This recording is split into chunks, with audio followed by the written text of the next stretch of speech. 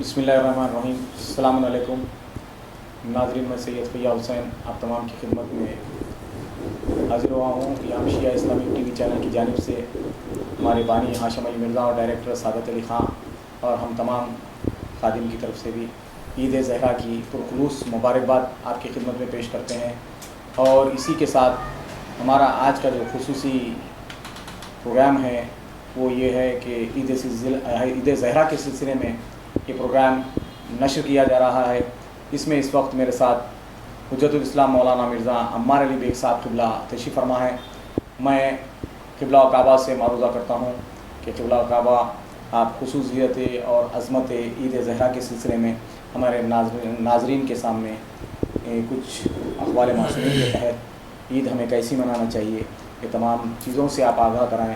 میں قبلہ کعبہ کی خدمت میں پیش کرتا ہوں۔ السلام علیکم ورحمۃ اللہ وبرکاتہ۔ اعوذ باللہ من الشیطان الرجیم، لا حول ولا قوة الا باللہ العلی العظیم۔ الحمدللہ رب العالمین، والصلاة والسلام علی النبی الامی المکی المدنی القریشی الہاشمی وعلی اہل بیتہ الطیبین الطاہرین المعصومین المظلومین المنتخبین المنتجبین ولعنۃ اللہ علی اعدائہم اجمعین۔ اما بعد، فقد قال اللہ تبارک و تعالی فی کتابہ المجید وہو اصدق الصادقین وقول الحق۔ بسم اللہ الرحمن الرحیم، قل ان کنتم تحبون اللہ فاتبعونی۔ ناظرین محترم، السلام علیکم ورحمۃ اللہ وبرکاتہ۔ اس سے پہلے کہ میں آیت کے ذیل میں کچھ معروضات پیش کروں، سب سے پہلے آپ تمام ناظرین مومنین و مومنات اور تمام علماء کرام مراجع اعظام بالخصوص امام زمانہ منجی عالم بشریت امام زمانہ کی خدمت میں آج کی تبریک و تہنیت پیش کرتا ہوں، اور ساتھ ہی ساتھ اللہ تعالیٰ کے بارگاہ میں دعا گو ہوں کہ اللہ تعالیٰ ہمارے زمانے کے امام کا جلد از جلد ظہور فرمائے۔ عزیزان محترم، ناظرین محترم، آج ہمیں جو عنوان دیا گیا ہے وہ عنوان ہے کہ عید زہرا کسے کہتے ہیں اور عید زہرا کیوں منائی جاتی ہے۔ میں نے جس آیہ کریمہ کو اپنا سرنامہ کلام قرار دیا ہے اس میں خداوند کریم نے صریحاً ایک حکم اپنے بندوں تک دیا ہے، پہنچایا ہے۔ اللہ نے کہا کہ اے رسول قل ان کنتم تحبون اللہ، اے رسول ان سے کہہ دو کہ اگر یہ اللہ سے محبت کا دعویٰ کرتے ہیں تو انہیں کہو کہ عملی طور پر میدان عمل میں اتر کر ہم تک یہ ثبوت دیں کہ تم واقعی رسول خدا سے، تم واقعی طور پہ اللہ تعالیٰ سے محبت کرتے ہو، جس کے لیے اللہ نے ثبوت کے طور پر کہا ہے فاتبعونی۔ رسول سے کہہ دو کہ اگر تم اللہ سے محبت کا دعویٰ کرتے ہو تو پھر میری اتباع کرو۔ اب یہ دیکھنا ہوگا کہ ہمیں رسول اللہ نے اتباع کرنے کے لیے کون کون سے کام کی طرف نشاندہی کی ہے، کون سے فعل کی طرف نشاندہی کی ہے، کون سے قول کی طرف نشاندہی کی ہے۔ تو ظاہر سی بات ہے بعض افراد صرف ان کو رسول خدا کی زندگی میں مسواک کرنا اور زلف محمدی چھوڑنا ہی نظر آ گیا اور اسی میں اتباع کرتے رہے، لیکن اور جو سنت رسول خدا تھی اور جو افعال رسول اللہ تھے وہ ان کو نظر نہیں آئے۔ یعنی اگر آپ دیکھیں تو جس جنگ میں جاتے رجس خوانی کرتے اور اس میں مولا کائنات کی فضیلت کو بیان کرتے تھے، یہ اتباع نہیں ہو رہی ہے۔ جناب سیدہ فاطمہ زہرا کو ہمیشہ کہا کرتے تھے کہ ام ابیہا، اپنے باپ کی ماں ہے۔ یعنی اس طرح سے جناب سیدہ نے رسول خدا کا ساتھ دیا، اس طرح سے ان کا خیال رکھا کہ رسول اکرم کو کہنا پڑا کہ ام ابیہا۔ اور پھر تاریخ میں ملتا ہے کہ رسول اللہ جب کبھی بھی مسجد نبوی میں تشریف فرما ہوتے اور وہاں جناب سیدہ کا گزر ہو جاتا تو فوراً ہی آپ جناب سیدہ کے احترام میں اپنی جگہ سے بلند ہو جاتے اور اپنی جگہ پہ جناب سیدہ کو بٹھاتے۔ تاریخ ہی کہتی ہے، لیکن کہیں تاریخ میں ابھی تک بہرحال میری نگاہ سے نہیں گزرا ہے کہ یہ تو ملا ہے کہ رسول خدا جو ہے بہرحال اپنی جگہ چھوڑ کے ہٹ جاتے، جناب سیدہ کو بٹھا دیتے۔ لیکن اب جو میں جملہ کہنے جا رہا ہوں یہ جملہ میری نگاہ سے نہیں گزرا، ہو سکتا ہو لیکن میری نگاہ سے ابھی تک نہیں گزرا کہ جناب سیدہ کو بٹھانے کے بعد رسول اللہ خود بیٹھا کرتے تھے۔ کسی کے لیے جگہ خالی کر دینا اور جناب سیدہ کے لیے جب جگہ خالی ہو گئی تو پھر یہ نہیں ملتا کہ جناب سیدہ بیٹھنے کے بعد آپ بھی بیٹھتے تھے۔ تو یہ ایک فعل رسول خدا ہے جس کی اتباع لوگوں کو نظر نہیں آئی۔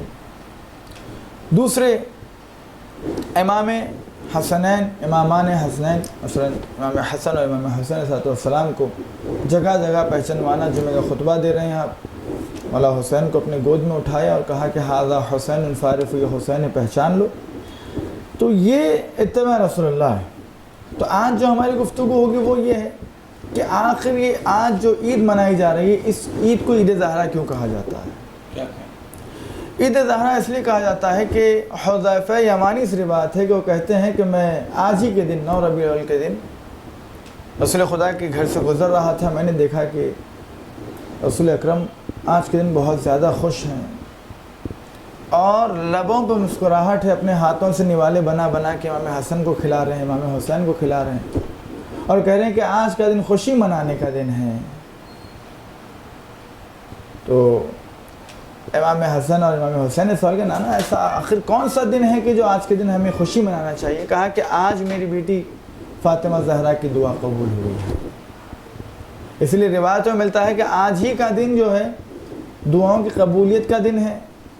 خدا نخواستہ انسان کو مشکل میں گھرا ہوا ہے، کوئی پریشانی میں مبتلا ہے اور خدا نخواستہ کوئی کام نہیں بن رہا ہے تو آج ہی کے دن جناب سیدہ کا واسطہ دے کے اللہ کی بارگاہ میں دعا کرے، حتماً قبول ہوگا۔ کیا اور اس کے لیے بہرحال باضابطہ کچھ اعمال بھی ہیں کہ مثال کے طور آج کے دن غسل مستحب ہے اور پھر اس کے بعد جو چند اعمال بتائے گئے ہیں، اعمال کو انجام دینے کے بعد انسان 2 رکعت نماز ہدیہ فاطمہ زہرا سلام اللہ علیہا کو انجام دے، اللہم صلی علی محمد و آل محمد، اس کے بعد پھر جو ہے اپنی پریشانیوں کو اللہ کی بارگاہ میں پیش کرے۔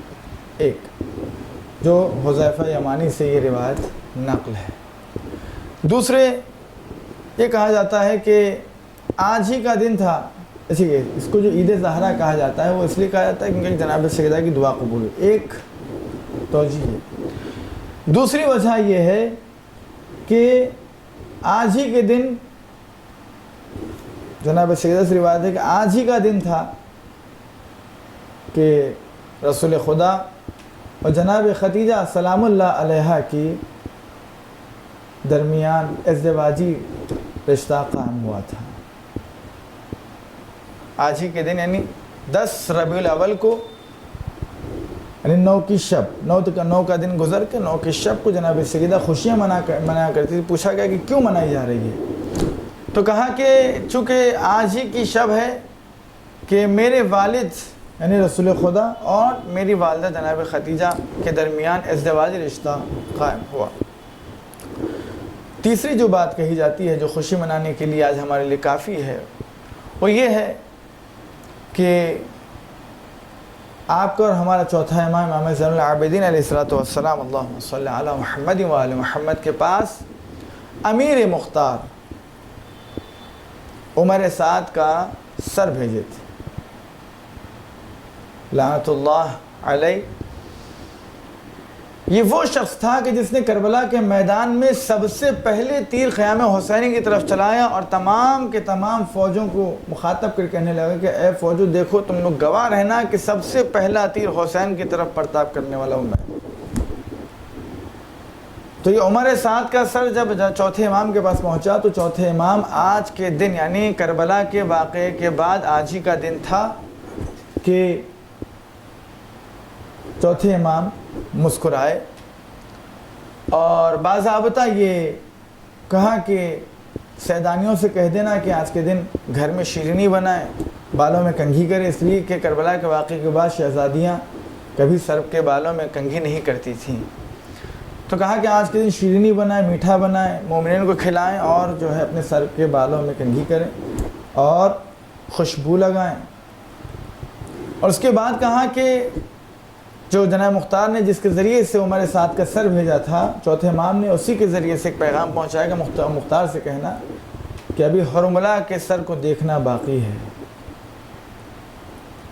اور تاریخ کہتی ہے، لوگ بہرحال جو ہے آج کل کچھ تحقیق کر رہے ہیں، نہیں کر رہے ہیں، یا پھر آیت اللہ خوئی نے باضابطہ جناب مختار کے سلسلے میں جو مدح اور ذم میں جو روایتیں موجود تھی تمام روایتوں کو جمع کیا، اس کے بعد انہوں نے باضابطہ تبصرہ کیا ہے کہ آخر یہ ذم جو کی گئی ہے، جو مدح کی گئی ہے، کس اعتبار سے۔ تو چوتھے امام چونکہ حلقہ عادہ میں گھرے ہوئے تھے، نرغ عادہ میں تھے، اور وہاں پر بہرحال جو ہے حکومت وقت نے پابندیاں عائد کر رکھی تھی، تو لہٰذا چوتھے امام ان کے درمیان جو ہے جناب مختار کے سلسلے میں بہرحال کچھ روایتیں ملتی ہیں۔ لیکن ہاں میں یہ بھی عرض کر دوں کہ جناب مختار کے سلسلے میں چوتھے امام نے باضابطہ دعا کی، اور ہمارے لیے تین ہی چیزیں حجت ہے، یا تو قول معصوم، یا فعل معصوم، یا تقریر معصوم، کہ جب ہمارے پاس انہیں دیکھا گیا، روایت میں پڑھا گیا ہے کہ جب عمر سعد کے سر کو چوتھے امام کے پاس بھیجا گیا تو چوتھے امام دیکھ کے مسکرائے، مسکرانے کے بعد باضابطہ یہ حکم دیا کہ مختار ہم ابھی حرملہ کے سر کے انتظار میں ہے۔ یعنی کیا مطلب، یہ ہوتا ہوا دیکھ رہے ہیں، اور راضی رہنا خود امام کے راضی رہنے کی دلیل ہے۔ کیا کہنا، اگر جناب مختار کے کام سے راضی نہ ہوتے تو فوراً امام کہہ دیتے کہ مختار نے صحیح نہیں کیا، لیکن دوبارہ مختار کو یہ حکم دینا کہ ہم ابھی انتظار میں ہیں، اس بات سے پتہ چلتا ہے کہ امام جناب مختار سے راضی تھے۔ بعض افراد کہنے لگے کہ مختار جو ہے معاذ اللہ بے ایمان تھے، چوتھے امام کے حکم کی خلاف ورزی کرتے، انہوں نے جو ہے کربلا کے قاتلان کو، انہیں مولا حسین کے قاتلان کو بلا وجہ کے قتل کر دیا۔ درالی کا ایسا نہیں ہے۔ اس کے بعد روایت یہ کہتی ہے کہ جب جناب مختار اس دار فانی سے دار بقا کی طرف گئے، اور جب یہ خبر پہنچی چوتھے امام تک، تو فوراً ہی چوتھے امام نے ہاتھوں کو بلند کیا، بلند کرنے کے بعد کہا کہ رحم اللہ المختار، خدایا مختار پر رحم کرنا کہ اس کی وجہ سے ہم آل محمد میں خوشی کا ایک موقع جو ہے فراہم ہوا ہے۔ آدمی تقیہ اسی وقت تک کرتا ہے جب کوئی انسان زندہ ہو، مرنے کے بعد کوئی تقیہ نہیں ہوتا، لیکن جناب مختار کا دنیا سے گزر جانے کے بعد چوتھے امام کا جناب مختار کے سلسلے میں دعا کرنا اس بات کی طرف متوجہ کرتا ہے کہ چوتھے امام جناب مختار سے راضی تھے، جناب مختار کے ہر کام سے راضی تھے۔ کیا کہیں اس کے علاوہ اللہ کے عمل کچھ اگر اس میں عرض کرتا ہوں انشاءاللہ۔ ایک یہ جناب مختار کے سلسلے میں جو کہا جاتا ہے، جو آج بہرحال لوگوں کے ذہنوں کو جو ہے مشوش کیا جا رہا ہے، لوگوں کو بھٹکایا جا رہا ہے جناب مختار کے سلسلے میں، کہ جناب مختار خدا نخواستہ معاذ اللہ میری طرف سے ہے کہ بے ایمان تھے یا چوتھے امام کی خلاف ورزی کرتے تھے۔ آ رہی تقاریر بھی آ رہی ہے بہرحال، اور جو ہے لوگوں کے فکر بھی کچھ اس طرح سے ہے کہ بہرحال خود ہمارے یہاں حیدرآباد میں اس طرح کے لوگ پائے جاتے ہیں، اور یہ افراد ہم سے آ کے سوال بھی کرنے لگے۔ میں نے کہا نہیں، چوتھے امام کا مسکرا دینا اور باضابطہ حکم دینا اس بات کی طرف متوجہ کرتا ہے۔ یہ بھی بات سمجھ میں نہیں آئی تو آیت اللہ خوئی نے جس کتاب کو لکھا ہے اس کتاب کا مطالعہ کرے، بخوبی انشاءاللہ آپ کو پتہ چل جائے گا کہ چوتھے امام نے کس اعتبار سے کہا تھا۔ اس کے بعد آپ غور کریں گے تو جو روایت میں ملتا ہے کہ جناب سیدہ فاطمہ زہرا سلام اللہ علیہا اللہم صلی علی محمد و آل محمد پر ظلم کرنے والا بے شمار لعنت، یہ ملعون بھی آج ہی کے دن واسر جہنم ہوا تھا۔ کیا کہیں یہ ملعون بھی جس نے جناب سیدہ، میں نام نہیں لوں گا اس لیے کہ بہرحال جو ہے کیا کہیں ولدیت مشکوک ہے، کیا کہیں اس لیے کہ میں کہوں گا فلاں ابن فلاں تو دوسرے کہیں گے سرکار مولانا آپ نے وہاں ریکارڈنگ میں غلط بات کی، وہ فلاں ابن فلاں نے فلاں ابن فلاں تھا، تو پھر بہرحال میں غلط ہو جاؤں۔ تو کچھ چیزیں ایسی ہوتی ہے کہ جو مشکوک چیزیں ہوتی ہیں وہ بطور چاہنے والوں کے تو اشارہ کافی ہے، چاہنے والوں کے جی جی چاہنے والوں کے لیے اشارہ کافی ہے۔ جناب سیدہ پہ جس نے سب سے زیادہ ظلم کیا وہ ملعون واصل جہنم ہوا، ایک روایت کے اعتبار سے۔ اور یقین مانے نہ مانے آپ، یہ دو عیدیں ایک ایسی ہیں کہ جس کو صرف اور صرف مومن مناتا ہے. کیا کہیں؟ مومن کے علاوہ کوئی منا ہی نہیں سکتا. ایک ہے عید غدیر اور ایک ہے عید زہرا. عید غدیر کے دن ولایت امیر المؤمنین علی بن ابی طالب علیہ السلام کی ولایت کا اعلان ہوا، اللہم صلی علی محمد و آل محمد. اور عید زہرا کے ہی دن تاج پوشی امام زمانہ عجل اللہ تعالیٰ فرج شریف کا دن ہے. اور اس کے ساتھ ساتھ جو ولایت کے جو خلاف تھے، جو کام کر رہے تھے دشمنان اہل بیت، دشمنان ولایت، وہ بھی واصل جہنم ہیں. یہ بھی ایک خصوصی ہے. وہی افراد بہرحال، چونکہ کہا جاتا ہے کہ یہ عیدیں ایسی ہیں کہ ایک تو غدیر کا دن ایسا ہے جہاں ولایت کی ابتدا ہوئی، ولایت امامت کی ابتدا جہاں پر ہوئی وہ غدیر کا دن ہے. اور عید زہرا ایک ایسا دن ہے کہ جہاں پر ولایت امامت کی انتہا ہوئی. یہ آخری امام ہے. اب اس امام کے بعد کوئی امام آنے والا نہیں ہے، اور اس امام کے بعد کوئی دوسرا امامت کا دعویٰ نہیں کر سکتا. تو آج ہی کا دن تھا کہ تاج پوشی امام زمانہ کا دن ہے. اور چونکہ ہم مومنین ہیں اور اہل بیت کے گھرانے میں ایسی بھی خوشیاں بہت کم ہیں، غم زیادہ ہے، تو لہٰذا ہم اہل بیت کے چاہنے والے ہیں، ہم ان کی طینت سے خلق کیے گئے ہیں. تو کوشش ہماری پوری یہ ہونی چاہیے کہ ہم اہل بیت کی خوشی میں خوش ہیں، نہ یہ کہیں کہ نہیں ہم تو غم منائیں گے. نہیں، اہل بیت کے غم بہت زیادہ ہیں. غم میں تو کوئی بھی شامل ہو سکتا ہے. کوئی شخص اگر باہر راستے پہ بیٹھا رو رہا ہو تو جو شخص نہیں جانتا وہ بھی جا کے اس کے غم میں شریک ہوتا ہے. بھائی کیوں رو رہے ہو، کیا مشکل ہے، کیا مصیبت ہے، کیا بلا ہے، ہم سے بیان کرو، شاید ہم تمہاری کچھ مشکل حل کر سکیں. لیکن اپنائیت کا احساس اس وقت ہوتا ہے انسان کو جب کوئی آ کے اس کی خوشی میں اس کا ساتھ دے اور خوشی میں اس کے ساتھ رہے. تو اہل بیت سے انسیت کا ایک بہترین طریقہ یہ ہے کہ ان کی خوشی میں بہت زیادہ خوش ہونا. اب چونکہ خوشی ہے، نہیں ہم تو غم منائیں گے، یہ آپ کے جذبات دین اسلام میں کوئی اوقات نہیں رکھتے.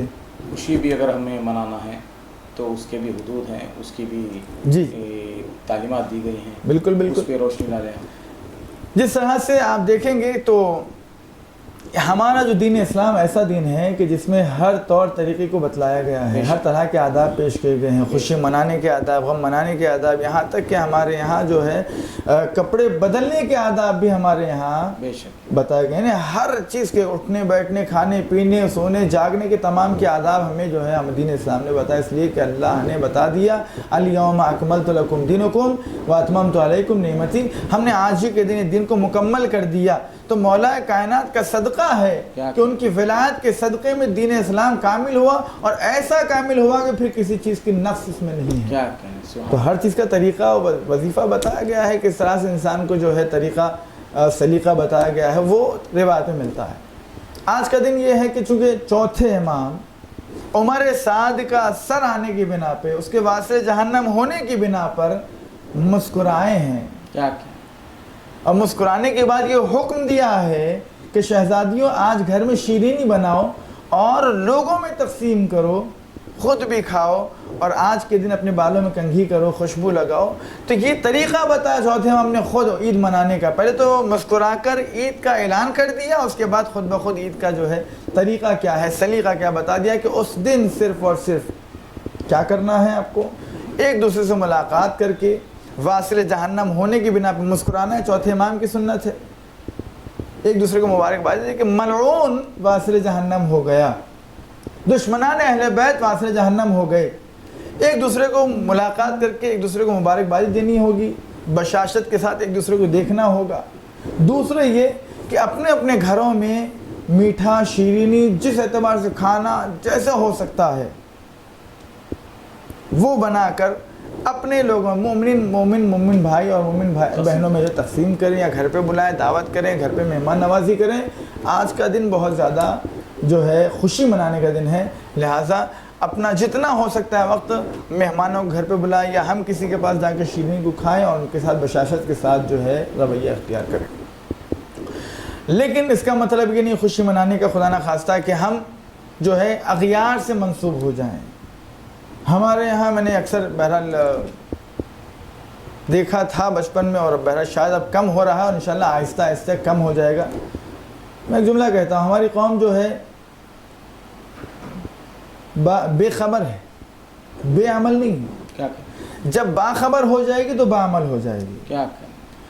تو یہ افراد پہلے ہم نے دیکھا اپنے بچپن میں کہ بہرحال لوگ جو 9 ربیع الاول آتے ہی جو ہے فوراً ایک دوسرے کے اوپر انڈے پھوڑنا شروع کرتے تھے, رنگ ایک دوسرے کے اوپر ڈالا کرتے تھے, درحالی کہ یہ ہمارا شیوا, یہ ائمہ معصومین علیہ السلام کا منانے کا طریقہ اور سلیقہ کہیں نہیں ملتا کہ کبھی انہوں نے کسی ایک دوسرے کے اوپر رنگ ڈالا ہو یا ایک دوسرے کے اوپر انڈا پھوڑا ہو. ہمارے پاس جو طریقہ بتایا گیا وہ یہ ہے کہ مہذب طریقے سے مہمان نوازی کی جائے, ایک دوسرے سے ملاقات کی جائے, مبارکباد دی جائے, ایک دوسرے گلے ملے, ایک دوسرے بشاشت کے ساتھ ملاقات کرے, شیرینی کھلائیں, تقسیم کریں, خوشبو لگائیں. تو یہ جو ہے طریقہ ہمارے پاس بتایا گیا ہے. لیکن ابھی الحمدللہ آہستہ آہستہ میں جو ہے دیکھ رہا ہوں بہرحال یہ کم ہوتا جا رہا ہے, اور انشاءاللہ ایک نہ ایک دن ایسا ہے کہ پوری طریقے سے ختم ہو جائے گا, اس لیے کہ ہماری قوم بے خبر ہے. اب باخبر ہو رہی ہے, انشاءاللہ باعمل ہو جائے گی. تو لہٰذا میں آپ تمام سے گزارش کرتا ہوں ناظرین سے کہ عید اس طرح منائیں کہ جس طرح عید منانے کا حکم دیا گیا ہے, جیسا چوتھے امام نے سلیقہ و طریقہ ہمیں بتایا ہے, اس سلیقے و طریقے کے ذریعے سے ہمیں عید منائیں, اور اس عید کو منا کر ہم یہ بتائیں کہ ہم چاہنے والے کس کے ہیں. عید منانے کے طریقے بتاتے ہیں کہ کس کے ماننے والے ہیں, لہٰذا ہم اس طرح سے عید منائیں جس طرح سے ائمہ معصومین علیہ السلام نے عید منائے ہیں. اور اسی کے ساتھ میں بہرحال اس کو ایک تشنا یہ رہا کھلا کہ یہ بتائیے کہ اس دن کے کچھ اعمال وغیرہ ہیں. اعمال بہرحال کوئی خاص نہیں ہے, بس یہی ہے کہ جو ہے غسل مستحب ہے, اور اس کے بعد جو ہے 4 رکعت نماز ہے, 2 رکعت کی پڑھنی ہے. اور اس میں بھی بہرحال یہ ہے کہ بعض روایت میں آیا ہے کہ 2 رکعت نماز ہے صرف, اور اس کے طریقے الگ الگ بیان کیے گئے ہیں. کسی میں جو ہے والشمس کا سورہ ہے, کسی میں والضحیٰ کا ہے.